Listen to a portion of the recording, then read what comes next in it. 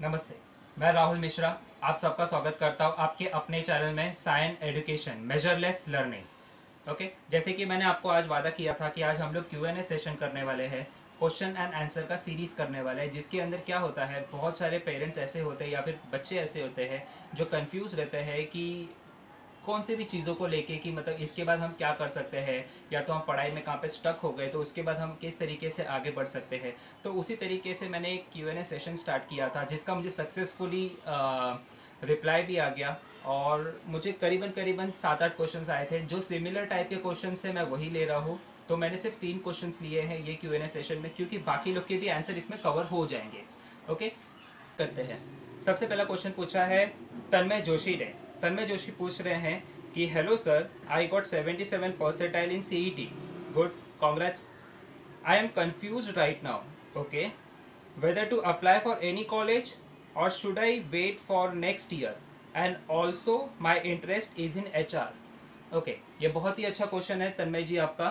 तो तन्मय भाई, मैं आपको सिर्फ एक ही बताना चाहता हूँ कि देखिए, डिपेंड करता है कि आपके गोल के ऊपर कि आपको क्या हासिल करना है। ठीक है, अगर आपका गोल है कि आपको आपके ग्रेजुएशन के बाद आपको सिर्फ और सिर्फ पोस्ट ग्रेजुएशन की डिग्री लेनी है, तो आप एक साल वेस्ट ना करें। आप अपना पोस्ट ग्रेजुएशन की डिग्री कौन से भी छोटे मोटे कॉलेज में जहाँ पे भी आपको मिल रहा है, आप वहाँ पे अप्लाई करके आप आगे बढ़ सकते हैं। लेकिन अगर आपका गोल है कि आपको पोस्ट ग्रेजुएशन के बाद अच्छी सैलरी चाहिए, अगर आप अच्छी सैलरी के लिए हंट कर रहे हैं, तो I will strongly recommend you. आपको मैं 3-4 ऑप्शन दे सकता हूँ। जैसे आपने लिखा है कि आपको HR में आगे बढ़ना है, ठीक है, तो HR के हिसाब से मैं आपको बेस्ट ऑप्शन दे सकता हूँ कि मुंबई में जैसे फॉर एग्जांपल सिडनैम कॉलेज हो गया जो HR के लिए बहुत अच्छा प्लेसमेंट देता है। जेवियर्स कॉलेज हो गया जो HR के लिए बहुत अच्छा प्लेसमेंट देता है। फिर बाद में जमनालाल बजाज कॉलेज हो गया जो HR के लिए बहुत अच्छा प्लेसमेंट देता है। और अपार्ट फ्रॉम दिस, इसके अंदर एक और कॉलेज है जो ज़्यादातर लोग जानते नहीं है इस बारे में। इसका नाम है Tata institute of social science. Yes, TISS, जिसका नाम होता है टिस। अभी इसके अंदर क्या होता है, आप ये जो 3 पहले के मैंने एग्जाम्पल दिए कॉलेज के, जिसका नाम है जमनालाल बजाज, सिडनैम और जेवियर्स, इसके अंदर आप अपने CET के स्कोर पे भी आप अंदर जा सकते हैं। ठीक है, लेकिन आपको अगर टिस में एंट्री करना है, that is Tata institute of social science में अगर एंट्री करना है, तो आपको उसका खुद का एक एंट्रेंस एग्जाम होता है, वो क्लियर करना पड़ेगा। ओके, अगर मैं पूरे ऑल ओवर इंडिया के लेवल में बात करूं तो IIM तो है ही बॉस, उसका तो कोई तोड़ ही नहीं है। आपको उसके लिए बहुत ज़्यादा मेहनत करना पड़ेगा और IIM के लिए आपको इजीली मिल जाएगा। आप कौन से भी IIM पकड़ लीजिए, लेकिन IIM मिल गया तो बेस्ट है बॉस। ओके, अगर IIM नहीं तो अपने यहाँ पे बहुत सारे कॉलेजेस, जैसे फॉर एग्जांपल सिम्बोसिस का एग्जांपल ले लीजिए, पुणे में जो है। ठीक है, अगर मैं आपको जेवियर्स की बात करूँ तो जेवियर्स रांची में है जो जमशेदपुर में है, वो भी काफ़ी अच्छा है। ओके, एक और जेवियर्स है जिसका नाम है Xavier's institute of social science. Again वो बहुत अच्छा कॉलेज है HR के लिए। I will strongly recommend you कि अगर आप HR के हिसाब से आगे बढ़ने को देख रहे हैं, अगर आप सोच रहे हैं कि आपको HR के हिसाब से आगे करियर बनाना है, तो this is the best option what I can suggest you.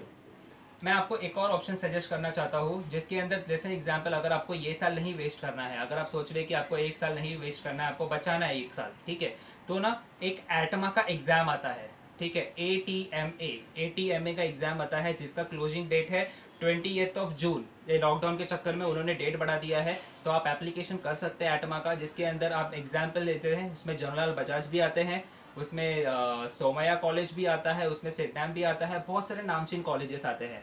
ठीक है, उनका PGDM के कोर्सेस आते हैं जिसके अंदर आप श्योरली अप्लाई कर सकते हैं। इट डजेंट मैटर कि आपको PGDM मिल रहा है कि आपको मास्टर्स इन मैनेजमेंट स्टडीज मिल रहा है। व्हाट मैटर्स इज आपको सैलरी कितनी मिल रही है। ठीक है, अगर आपका गोल सैलरी है तो ठीक है, या तो अगर आप ये सब कॉलेजेस के अलावा भी अगर आप एक और दूसरा ऑप्शन देखना चाहते हैं, तो बहुत सारी अलग दूसरी यूनिवर्सिटीज़ भी है जहाँ पे आपको इस तरीके के काफ़ी अच्छे ऑप्शन मिलते हैं और प्लस प्लेसमेंट भी काफ़ी अच्छे मिलते हैं। जैसे एग्जाम्पल मैं ले लूँ एमिटी यूनिवर्सिटी।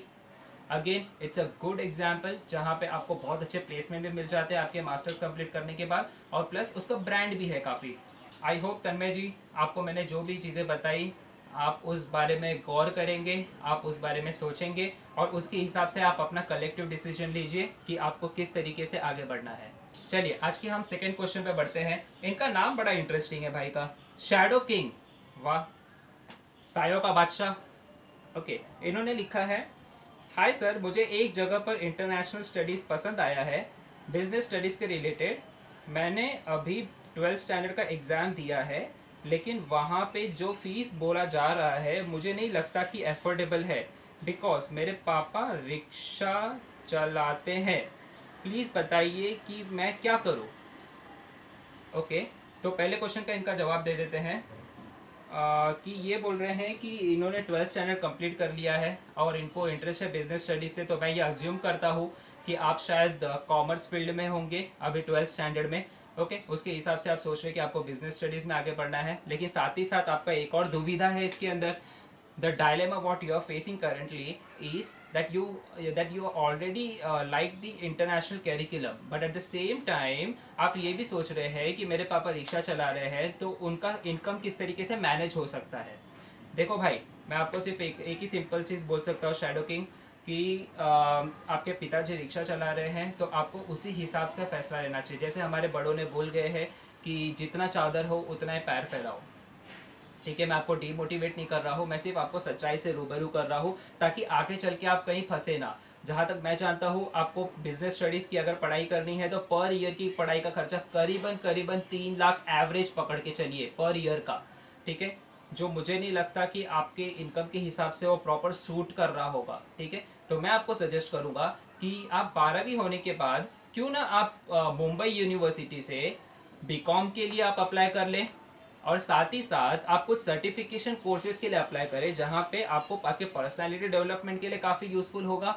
आपको आपके इंटेलेक्चुअल स्किल पे डेवलपमेंट चालू हो जाएगा। आपको आपके कुछ टेक्निकल नॉलेज के ऊपर आप पढ़ाई कर लीजिए या सर्टिफिकेशन ले लीजिए आपके बीकॉम के साथ साथ, तो वो काफ़ी ज़्यादा यूजफुल हो जाएगा आपको अगर प्राइवेट सेक्टर के हिसाब से ही आगे बढ़ना है तो।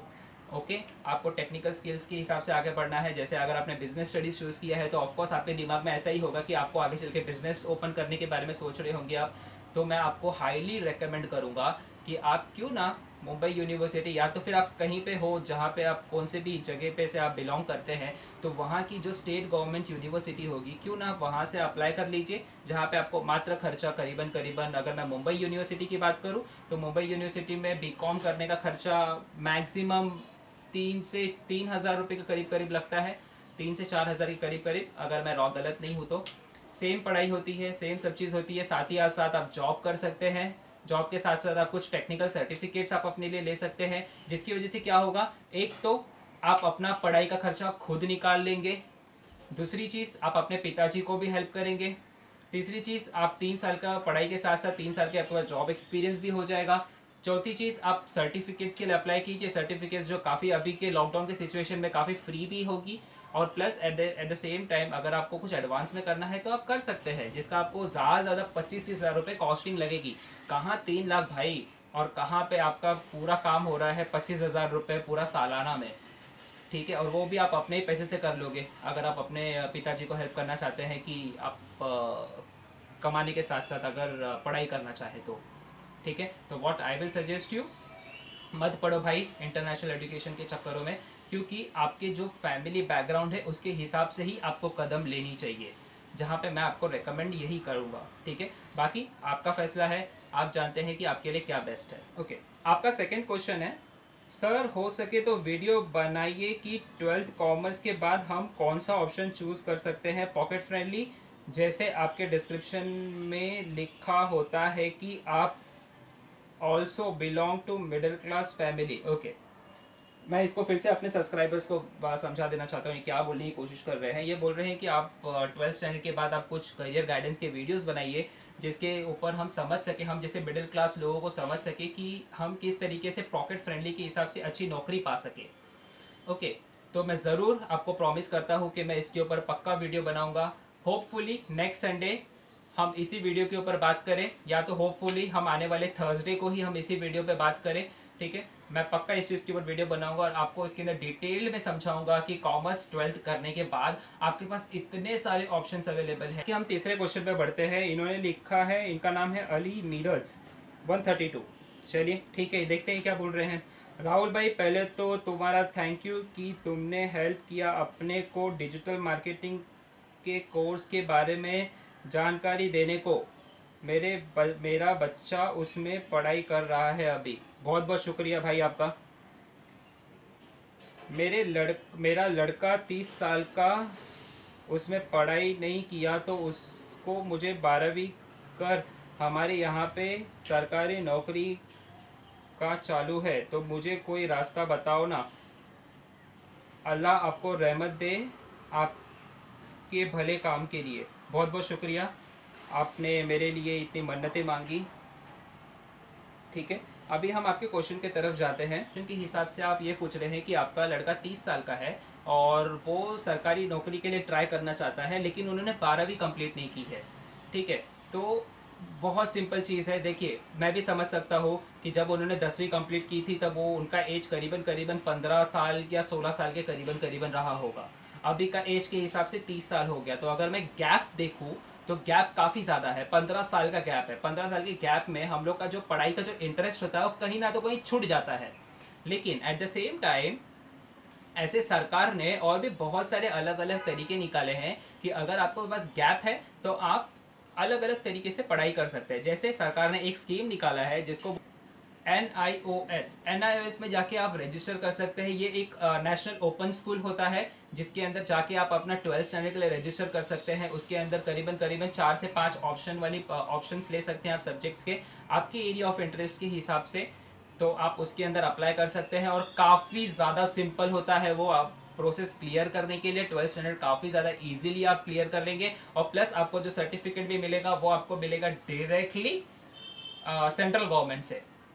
ओके, अभी इसके बारे में आपको एक दो एग्जांपल्स बताना चाहता हूँ। ऐसे मेरे बहुत सारे फ्रेंड्स हैं जिन्होंने NIOS अप्लाई किया था।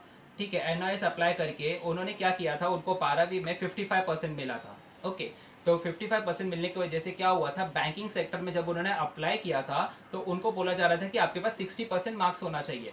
ओके, तो 60% मार्क्स के लिए उन्होंने क्या किया, 12th स्टैंडर्ड के बाद ही वो लोग ने क्लरिकल एग्जाम्स के लिए प्रिपरेशन स्टार्ट किया था। तो उन्होंने क्या किया, ग्रेजुएशन करते करते साथ ही साथ अपना 12वीं भी कंप्लीट किया और वो भी NIOS से। तो उसके अंदर NIOS में जब उनको पासिंग मार्क मिला तो 65% मिला।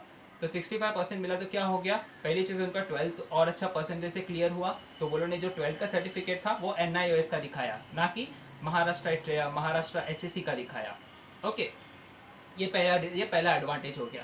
दूसरा लाइव एग्जाम्पल के बारे में अगर मैं बात करूं कि NIOS के अलावा ऐसे बहुत सारे छोटे छोटे बोर्ड होते हैं जो इंडियन रिकॉग्निशन से बिलोंग करते हैं। ऐसे बहुत सारे छोटे छोटे बोर्ड होते हैं जो आपको 10th एंड 12th स्टैंडर्ड भी क्लियर करने के लिए काफ़ी मदद करते हैं। जैसे एग्जाम्पल की मैं बात करूँ, जैसे संघाई बोर्ड हो गया, फिर बाद में कैलॉग्स बोर्ड हो गया, फिर बाद में मदुरई बोर्ड हो गया। ऐसे अलग अलग बहुत सारे बोर्ड है जो आपको 10th एंड 12th क्लियर करने के लिए काफ़ी ज़्यादा मदद करते हैं, जो आप साइड बाय साइड कर सकते हैं, लेकिन एट द सेम टाइम काफ़ी सिंपल होता है उसको पास करना। ओके, साथ ही साथ अगर कोई इंटरनेशनल एजुकेशन के लिए जा रहा है, जैसे कोई 11वीं 12वीं करना चाहता है इंटरनेशनल एजुकेशन में, तो उनको भी मैं यही सजेस्ट करूंगा, गो फॉर द NIOS और फिर छोटा छोटा स्मॉल बोर्ड जहां पे आप इजीली पढ़ाई करके क्लियर कर सकते हैं अपने बच्चों को। और साथ ही साथ आप खुद से एक सिक्योर रहेंगे कि इंटरनेशनल बोर्ड के साथ साथ आपके पास एक इंडियन गवर्नमेंट का बोर्ड का सर्टिफिकेट भी आ गया है। तो ये बहुत ही अच्छा ऑप्शन है। अगर आपको इस बारे में ज़्यादा जानकारी चाहिए होगी तो मेरा ईमेल आईडी लिखा हुआ है, you can text me your message, I will surely revert you back. इसी के साथ हमारे आज Q&A सेशन का समाप्त हुआ। होप सो मैंने आपके क्वेश्चन का आंसर दिया होगा। ओके, आपको अगर इसी तरीके से और भी ज़्यादा क्वेश्चन रहेंगे आप मेरे को संडे के Q&A सेशन में पूछ सकते हैं वाया ईमेल। मैंने आपको ईमेल का लिंक डिस्क्रिप्शन बॉक्स में दिया हुआ है, आप ईमेल कर सकते हैं या तो मेरे फेसबुक पे जाके पूछ सकते हैं, जो भी आपको कंफर्टेबल लगे। तो मिलते हैं नेक्स्ट संडे इसी तरीके के इंटरेस्टिंग Q&A सेशन के साथ। हो सकता है आपका भी उसके अंदर आप रिलेट करते हो, अगर आपको रिलेट नहीं हो रहा है तो आप मुझे क्वेश्चन पूछ सकते हो, मैं उसमें कवर करने की श्योरली कोशिश करूँगा। और रहा सवाल बाकी लोगों के क्वेश्चन का, उसके अंदर सारे क्वेश्चंस जितने भी मैंने अभी कवर किए, अभी 3 क्वेश्चंस, वो भी उसके अंदर कवर हो जाएंगे। I hope for the best and please like share and subscribe and please press the bell icon and जय हिंद, जय भारत, टेक केयर।